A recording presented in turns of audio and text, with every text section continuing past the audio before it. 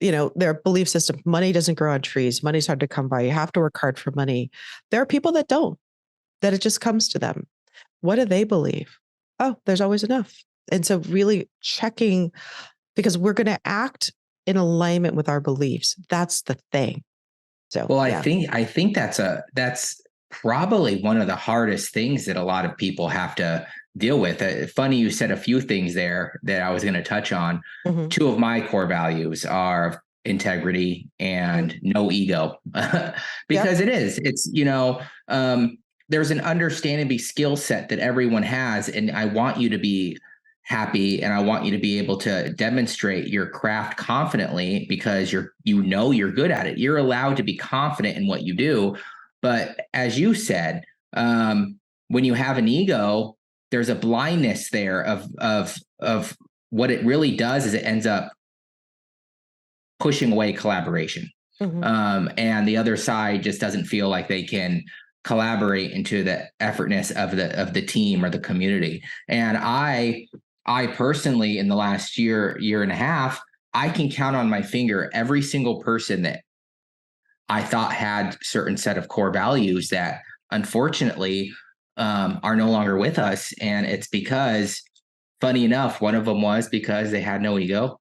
I mean, they had an ego, and the other one was very nice person, but there was a sense of not really having integrity hidden in there. And so it makes it very easy. And I'm not saying that they're not good people. I'm just saying that they don't fit my core values as what I want to portray to my clients, because they should have similar core values. So, and then another thing that you kind of brought up there was, which I think is beautiful. And I didn't really tell you this, but I've kind of gone through this shift myself over the last year and a half. I funny enough, I have a 1.5-year-old and a 4-year-old, and my wife just found out she was pregnant a couple of days ago with our third. God bless you. Thank you. I appreciate it. And it's funny because I cry. I was writing on Threads the other day about how I watch Encanto, and I'll get butterflies and I'll cry towards the end of that movie. It's okay to be vulnerable with people. It's okay. It's okay. Yep. And that shift, the business was my baby before my kids were born. I was really in 100%. And then that spot of what you said, you have to let the good come in, really, really takes effect. And a lot of that comes down to really looking at your core values, and understanding like, well, it's okay that I may not want to go this direction anymore. It's okay that I may only want to work 6 hours a day. I'm sorry. I want to be around my kids more right now. It's okay that my business isn't what everyone's telling me. Oh, you have to grind 60 hours. You have to do cold outreach. You have to do this. You have to do that. You have to build the business pipeline. And it's like, I'm sorry, I'm not going to diminish having time with my kids growing up because of that. Well, you and I share that value, because I've decided to continue my boutique coaching business as a part-time business and not full-time, because I have my daughters for 2 more years and I have them half the time. And that time is irreplaceable. And I've really, back to what we were talking about regarding the mountain biking, like, how do I choose to pivot? And I had to do the same thing, build it or redirect, because it was getting out of alignment with my core values. And you're not going to get that time back. And I'm going to tell you something, being further down the road as a parent than you are, and just hearing your values, you will never regret it. There might be some things you kind of wish that you had that you didn't have or something, but you will see the results in your family, but you will have the results in your heart because you lived according to your core values. And that's not something that we ever regret. That will propel you forward. And what if 6 hours a day is all that's required for you to have your highly successful, thriving, 7-figure branding business? See, that's a mindset shift. Everyone else thinks it's 60 hours a week. What if it isn't? What if it isn't? It's a great way to think about it. It's the way you talk to yourself and the positive energy you put out to yourself that help you, like you said, get that success that you're trying to hold back from yourself. Yeah. And so what I'm touching in with you is the limiting belief that and others outside influence, circumstances. And yes, for a lot of people, that's what it takes. What if you knew how to make the right outreach calls so that your closing rate was way higher than average? And you didn't have to make as many because you were closing the right number of clients. What if your vibe was so attractive and your reputation so good that your clients are just sending people to you, and you did almost no cold outreach because you have a volume of work coming in that you're like, okay, I have a wait list, right? These are the kinds of things I help people envision around their life. Like if you knew that you wanted to have a wait list in your business, how would you have to be, show up, do? How would your clients have to be serviced? What kind of outreach would you have to do to invite them to bring people to you? It that would be like the 3-year result, like thinking about where it wants to be and how that would unfold for you. That's when I talk about, so when I talk about specificity, that's the kind of thing that we get into is like, hey, if you want 80% of your business referral, who would you need to be and what kind of service would you need to have to generate 80% of your business as referral?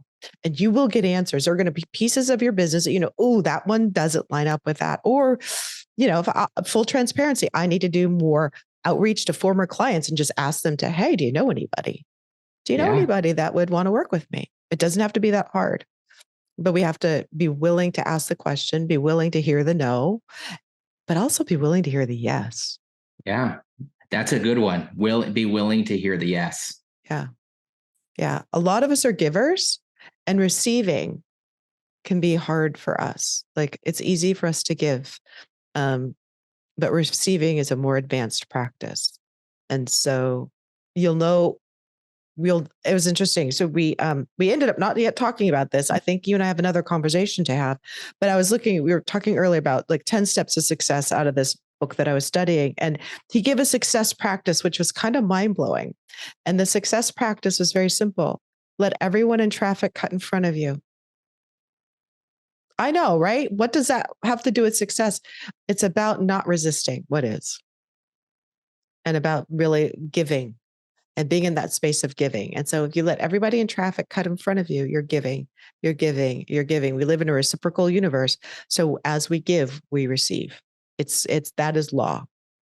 I teach it from Newton's third law. Other people talk about quantum physics. I think quantum physics is really fascinating, very interesting, and I think it loses most people. But we understand that if we're standing on the ground pushes up with a similar force. We understand that if we were to stand on the ground and suddenly sink into our knees, we would think we're in quicksand, but that's not normal. Or if we took a step and stood on something and suddenly we started to levitate, that's not normal either. No, we stand and we're met with an equal force. Everything is the same way. It's physics.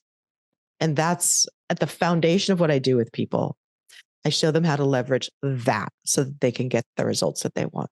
Well, I mean, and it's energy too, like you said. I mean, I don't want to go too far into this topic, but I was talking to my wife last night about positive and negative reaction, and I'm not good in science, but I'm a geek. I'm a geek with all this stuff that you're talking about, and talking about multiple dimensions, spirituality, how that's very much ties into science and how they're kind of the same thing, and the positive and negative reactions of doing bad things and doing good things in our environment. Mm-hmm. Yeah. It's said, think about the law of karma. I mean, the beautiful things, kind of like the soil, karma takes care of itself. That was one of like his main teachings is if people are doing something that's, disharmonious, let them. You don't have to take care of them. The world will take care of them. You just do your thing. You stay aligned. Other people are acting out of alignment with their core values. You stay aligned with yours. One of the things that I wanted to share with you about, you would talk about core values and how do you find people that are aligned with your core values, especially if you're looking to hire employees? Well, number one, you ask them.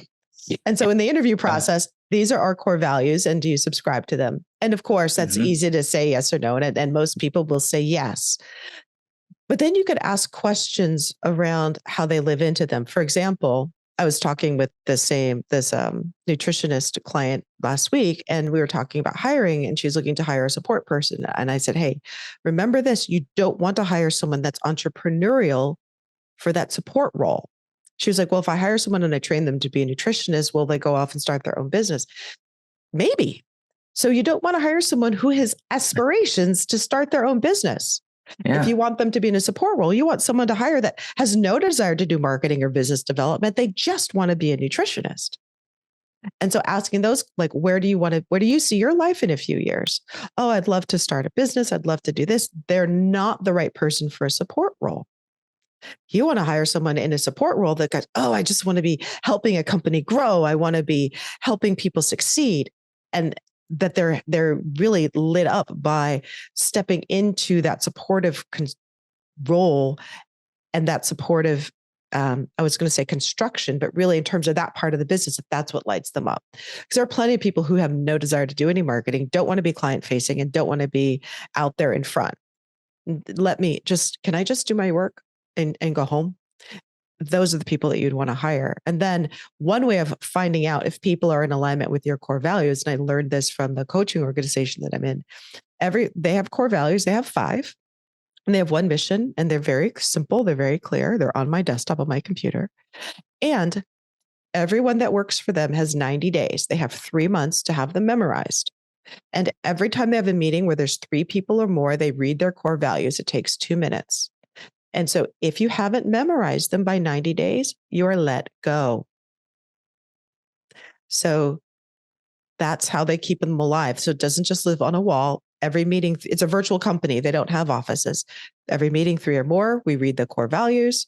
I say I'm a contract teaching for them and one of their, so I attend some of these meetings. I'm someone who has had to learn and memorize the core values. And they live into them to the best of their ability, but they keep them alive. They don't just hang on a wall. And so not only do people know them, they have them memorized. We believe in people. We believe in integrity. We believe in fun. We believe in growth. And I'm forgetting the 5th one right now, right? That's not a very good sign. You're going to have to go memorize it. Yeah. I know, I have to go back. But it comes to the point of what we were saying, right? You have integrity. You're a good person. There's nothing wrong with a company letting somebody go because they gave them a boundary, or even asking for more money for something. Like, and I think a lot of people get that kind of confused in the spectrum of everything. Like, oh, because I'm only going to give them 3 months and they don't follow this, I'm mean. Or, oh, if I have to charge more, I'm taking advantage of. And it's like, no, you can't think that way. If you're really down with integrity, or you're trying to become a good leader, that person may not be just the right fit for you, but they're going to thrive somewhere else. Right. This customer will end up making a wrong choice and going somewhere where he's going to lose more money than what he's going to pay you to help him grow his business. So there's those kinds of mindset shifts as we're talking about that, as you were saying earlier, those positive affirmations on ways you need the outcome of looking at certain things to be able to get that success that you're really looking for. Yes. And so much of it is nuance, because our limiting beliefs often are invisible to us until we hear ourselves. We might catch ourselves say them, but we tend to be surrounded by people who believe what we do, right? Like attracts like. And so our friends might not notice. And so for example, you have to work 60 hours a week and work really hard to have a successful business and to grow one. Yeah. Well, yeah, that's one way. And a lot of people are going to agree with you. Most people in the entrepreneur space will agree with you. You're only working 60, right? We're a startup. We work 80 hours a week. We dedicate our lives to this. That's one way, but that's not the only way. But if all you ever hear is that, you're not going to see that that's actually a belief system. And that if you said, well, if I have 6 hours a week and I'm creating a highly successful business, then you would be doing some things differently than if you're working 60 hours a week. One of my clients that I worked with in the past, she found that she's a parent, she had young kids. She found that she got her best business ideas when she was playing with her kids. So she took Wednesdays as home day and she played with her kids. She had a financial services company. And she played with her kids. And while she's playing with her kids, she got all these business ideas. And so also finding out what helps you think and create and thrive and building that into your day and your week, especially if you're doing, I haven't read the 4-hour work week. I haven't read those books. I probably should, but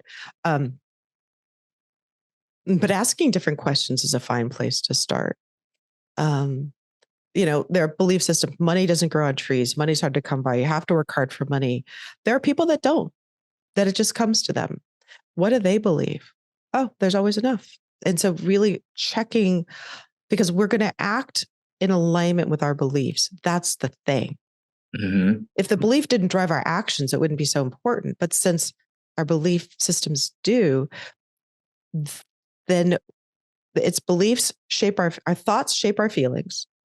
Our feelings drive our actions, and if actions, of course, shape our results. But so if we're feeling if we're thinking, oh, this is an awful day, I just don't want to get out of bed, we might struggle through the day from a feeling and be sluggish and not take the action. Or when we get on the sales call, the conversation, oh, hi, I'm so-and-so, we all know we need to have a smile on our voice. We need to be upbeat. We need to be positive, and we might not be feeling that way this day. And, but that thinking can set the tone for the whole day because we feel crummy, versus thinking, okay, I didn't get as much sleep as I would like last night, but I'm surprisingly refreshed. And reminding ourselves throughout the day, I'm surprisingly refreshed. This is a good day. It's a brand new baby day. I am grateful that I get to be alive. I'm grateful that I get to do this. Wow, I get to interact with so many interesting people. And from that point, we get on the phone. Hey, how are you? I'm so-and-so. Oh, wow, is that what you're interested in? And our whole thing, the way we do it is different, even if it's the same action. And our results will be different. It all starts up here. It all starts up here. That's why mindset's so important. Well, I think that's a good spot to end it for the day. I think you and I could go on all day. I think so. Yeah. And what I'm going to do is I'm going to ask you, let's have another one. Let's jump on another hour one. So if you want to go through and pick another time in the next couple of weeks, let's try to get you on and do a double whammy for this. Cause I think that there's so much more we could talk about within this spectrum. And I think you have a lot of knowledge that you can share with the audience. I would love that. That would be amazing. I will do that. Beautiful. Well, I want to thank you again for jumping on. Why don't you tell everyone where they can possibly find you and any information that you'd like to hand out to the audience? Sure. Probably the best ways. The place I'm posting most right now is Instagram at Tara Brown Professional is where you can find me and DM me. I do have a gift, a lead magnet. If you guys want it's an abundance ebook. It works for everyone who uses it. If it calls you, sign up for it. giftfromtara.com/abundance. It's a series of affirmations to really kind of help you catch your own thinking and shift your mindset. But I'd love it if you'd follow me on Instagram at Tara Brown Professional. And I'm working to grow that audience. Stepping out into social media has been, if there's a place where Tara's had her foot on the brake, that's where, so this is very transparent. It's where I'm looking to grow. And well, we can talk about that next time. I think that will be a good subject for our next call, because I'm really big into how branding helps develop you as a person. So taking that first step into social media is going to be a learning experience for you to evolve and grow. And as you can see already, you're having that challenge. And so I love to talk a little bit more about that and maybe some of those limiting beliefs that you may have to help you, push forward with your social media side. I would love that conversation. That would be amazing. That would be a huge gift to Tara. So yeah. All right. Well, cool. Again, thank you everyone for jumping on to another episode of the Brand Power Analysis. We'll have Tara on again soon, so you'll hear her for a second episode. But thank you everyone for joining today. Thank you.